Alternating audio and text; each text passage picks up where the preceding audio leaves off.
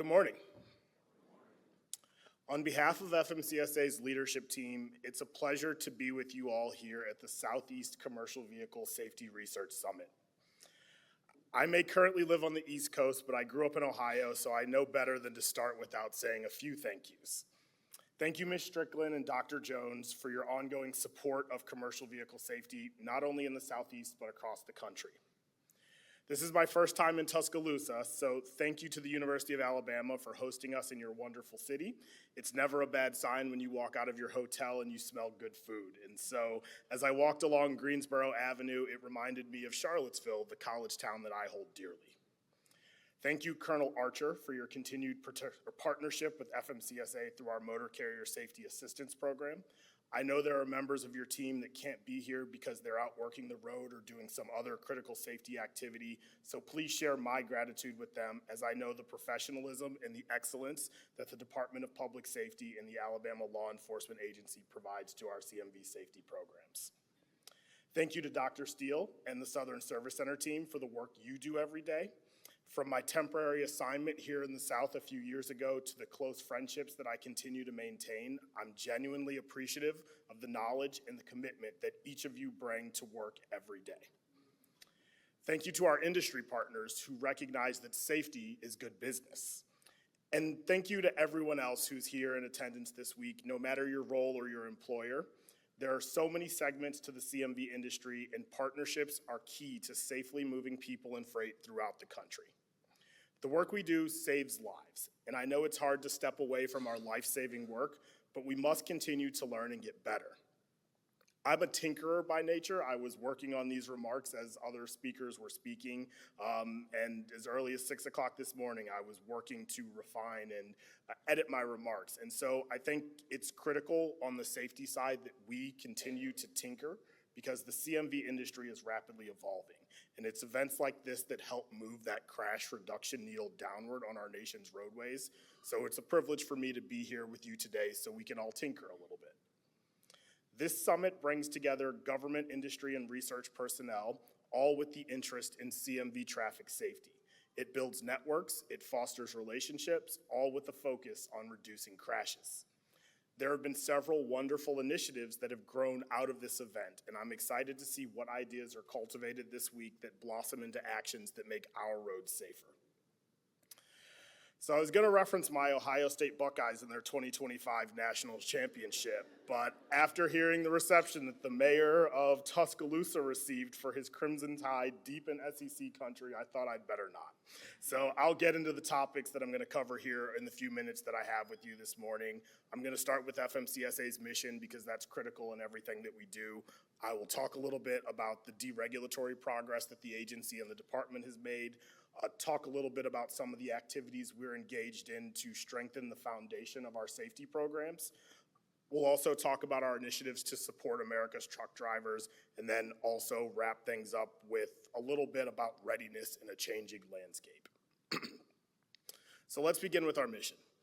FMCSA's mission is and always has been to reduce crashes, injuries, and fatalities involving large trucks and buses on our nation's roadways. That mission is as urgent today as it was when the agency was created 25 years ago.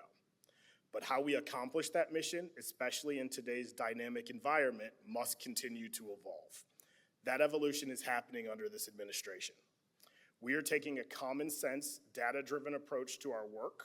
This means ensuring that safety and efficiency are not seen as trade-offs, but as goals that support each other.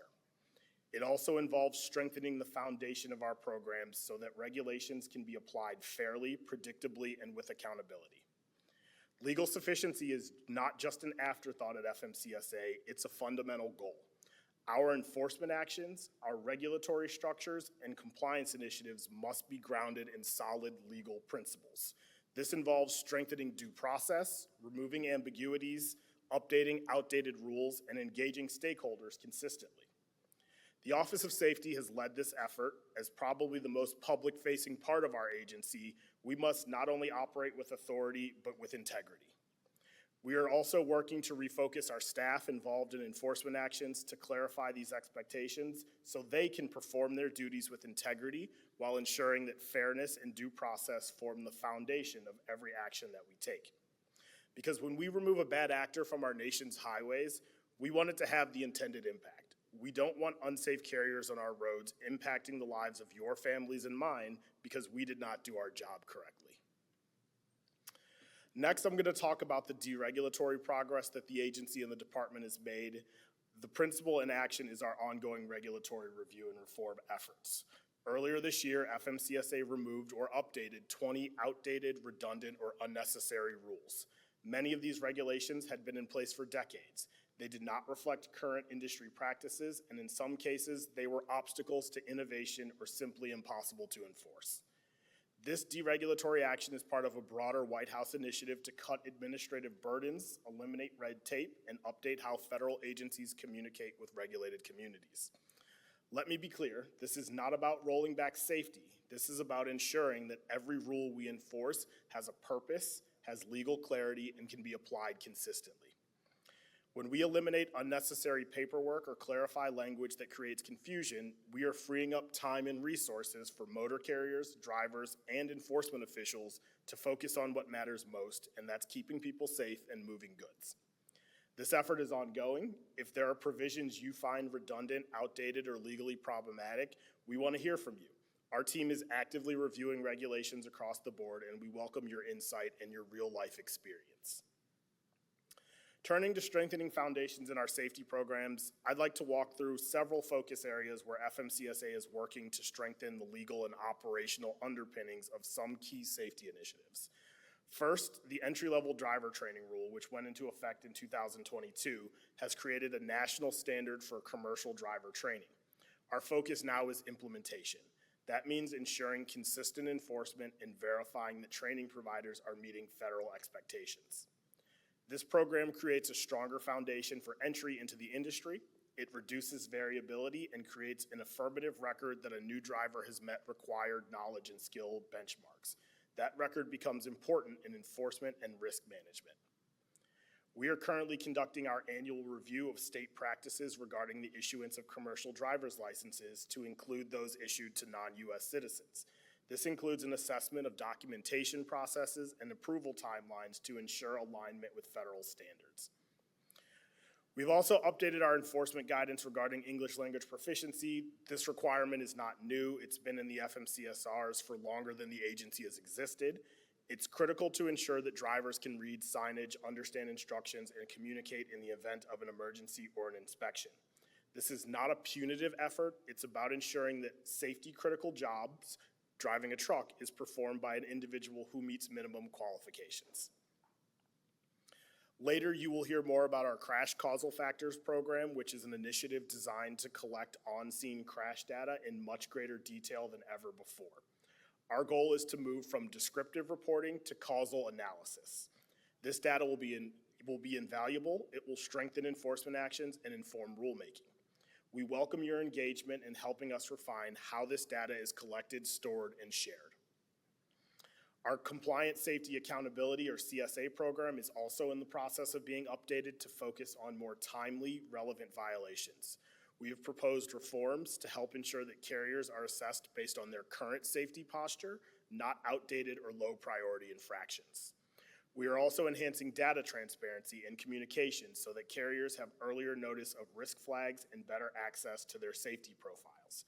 These steps reinforce due process and improve fairness across the enforcement ecosystem. Another top focus area for FMCSA is combating fraud. Fraudulent behavior continues to threaten the safety, competitiveness, and legitimacy of the commercial vehicle industry. We see it in the form of identity theft, ghost carriers, illegal brokering, and chameleon operations that exploit gaps in the system. So our strategy involves implementing identity verification within our registration processes, deploying fraud detection tools to flag suspicious activity, auditing applications for inconsistencies, referring criminal cases to the Department of Justice when warranted, and collaborating with our state attorney generals on coordinated enforcement actions. We have also heard from industry that fraud impacts litigation outcomes, it undermines enforcement efforts, and places a heavy burden on legitimate operators. So FMCSA is committed to doing its part to restore fairness in the system by ensuring that rules are not only enforced, but enforceable. We are continuing to modernize our system so we can stay ahead of bad actors, but we need your continued partnership in reporting suspected fraud through our National Consumer Complaint Database and helping us close those loopholes. Moving to support for America's truck drivers. In response to the President's executive order, the Department and FMCSA have announced several actions aimed at supporting America's truck drivers. As an agency, our mission is grounded in safety and ensuring that truck drivers have the resources they need, whether it's information or a safe place to rest. It all ultimately serves our safe goals. As the Secretary said, truckers keep America running. While the country sleeps, truckers grind through the night to help keep shelves stacked, families fed, and businesses humming. It's a job that requires grit and dedication. So some of the efforts that we have taken part in to support America's truck drivers are expanding truck parking. The department is advancing more than $275 million in grant funding to expand truck parking availability. Here in the Southeast, that includes a $180 million grant in Florida to address unmet parking demands along the I-4 corridor. This project will add almost 1,000 new truck parking spaces across 3 counties. We have also reaffirmed that truck parking is a national priority under Jason's Law and clarified the broad eligibility of federal aid highway programs and discretionary grants for truck parking projects. Revisiting some of the details and the regulatory relief that I previously mentioned, FMCSA and NHTSA have withdrawn the speed limiter rulemaking that proposed to require governors on heavy vehicles. This decision respects the professionalism of drivers and acknowledges that the proposed rulemaking lacked a clear and compelling safety justification. The Secretary has also confirmed that there is no intention of revisiting or extending the ELD mandate to pre-2000 model year vehicles. We've also refreshed our driver resources page. Before 6 weeks ago, it was a challenge to even find our driver resource page, and if you did, some of the links were not relevant or maybe didn't even work. So we recognize that drivers don't have time to search our website for information they need, so we wanted to make it easier for them to find what they needed quickly. We're also updating our National Consumer Complaint Database to be more user-friendly and more mobile-friendly so that we can reduce some of the frustration in that process. We're also initiating 2 hours of service impact studies via pilot programs. These 2 pilot programs will gather data on whether giving drivers more control over their schedules can improve rest and enhance safety. The first pilot is a flexible sleeper berth pilot, which will allow drivers to split their sleeper berth time into flexible combinations, including a 6-4 or a 5-5 split.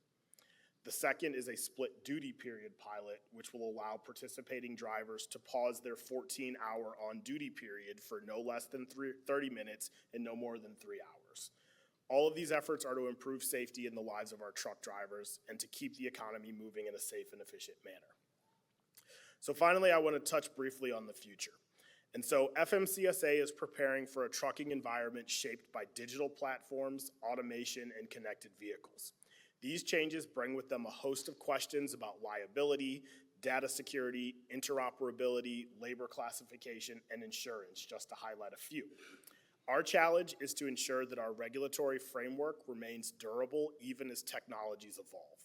That includes ensuring the privacy of driver data, updating inspection protocols, and revisiting definitions that may not account for automation. We are not trying to predict the future, but we are preparing to meet it. And we invite your help in ensuring that the frameworks we build are forward-looking, flexible, and fair. So as I close, again, I want to say thank you for everyone in this room for being so committed to this industry and your continued partnership with FMCSA. I look forward to the discussions that will be held this week and the work that we will do together. I hope everyone will commit to having an open dialogue, and I know that there will be great works that will come from our time here together. So thank you again for being here. Stay safe and stay in touch. Thank you.